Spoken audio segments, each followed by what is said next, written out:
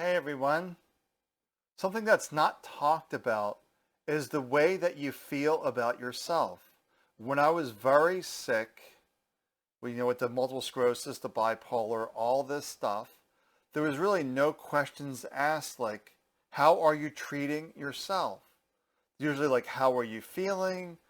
But not the attitude, like, what's your attitude toward yourself? Do you love yourself? Do you do your self-care practices? A lot of times this is no. Like when I was dealing with all these autoimmune issues, I really had a lot of self-criticism. And I'm seeing this in the world today. People with autoimmune diseases, I can show you that someone that's self-critical. I have yet to see somebody with an autoimmune disease that has unconditional love for themselves. There's always something off, something wrong with them. So the body attacks itself because you're constantly beating yourself up with all this self-criticism and judgment and condemning yourself. Well, it's really about a practice of self-love and doing those self-care practices as well. Taking time for you, even if it's a few minutes. Sometimes we get very busy, but just taking a few minutes for yourself, just to take a breath.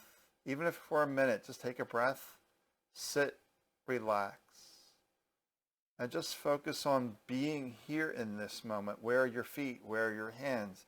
Just engaging this moment.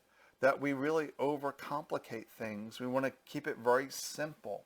My practice was 5 minutes a day. There goes that mind again. Where are my feet? There goes that mind again. Where are my feet? And when my mind would start going into the story, what was going wrong that day, what happened yesterday, what's happening tomorrow, the mind would just start churning away. So I would just come back to this moment to realize we are either in the mind or we're fully here. Most people are not fully here and aware of this moment.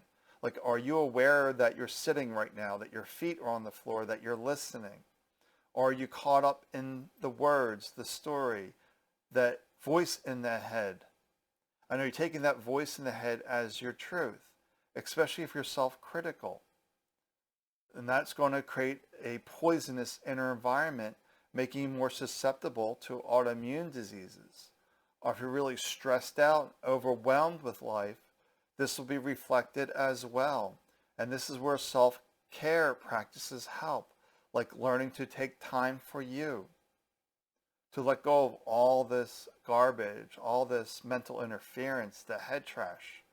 And it starts just by slowing down. What's that one thing you can do right here, right now?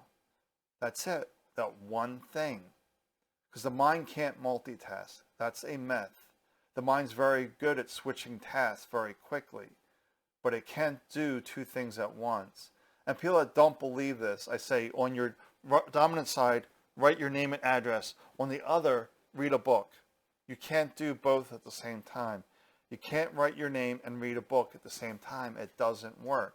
But you can put the pad and book right next to each other and your mind will switch those tasks very quickly and you'll feel yourself exhausted trying to keep up with that quick switching because the mind isn't really good at switching quickly like that. But it all starts to begin by relaxing and looking at the attitude toward yourself. Do you see yourself in the mirror and smile? You're not judging your hair. You're not judging your clothes. There's just no judgment, no criticism. Go test that out. Standing in front of the mirror and see what the voice in the head says. Is it supportive, uplifting, or is it defeating, putting you down? Oh, you gained weight.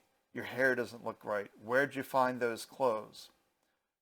Even the smallest, subtlest voice can trigger you into the wrong direction, to your non-desired life or non-preferred life. Even the subtlest thing you might not even be aware of. But we really have to be mindful because that mind will leave you off course. Because the mind doesn't really know the way forward. It's guessing the way forward. But within you is your inner compass, your inner guide, always nudging you onto the right direction. And the way we can hear this inner voice, this nudging, is through our self-care practices. As the mind grows quieter and quieter, the inner voice, the inner nudges will get louder and louder. That's just the way it works. But we don't take time out for us to love ourselves, to appreciate who we are, or even to appreciate being alive. Not taking this life for granted, because we only have a finite amount of time.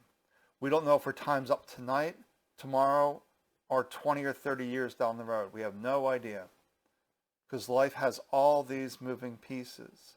We cross the road, something could happen. We walk outside the doors, something could happen. But we don't focus on the what ifs. That's one of the mind games, is focusing on what if. We just do our best in this moment, and life will unfold perfectly. But we need to get rid of that mental interference and the self-hate and the judgment, the criticism, letting all that go, and just being you, to realize I am me, I am enough. That's all that's required. All right, well, take good care of yourself. I will talk to you soon.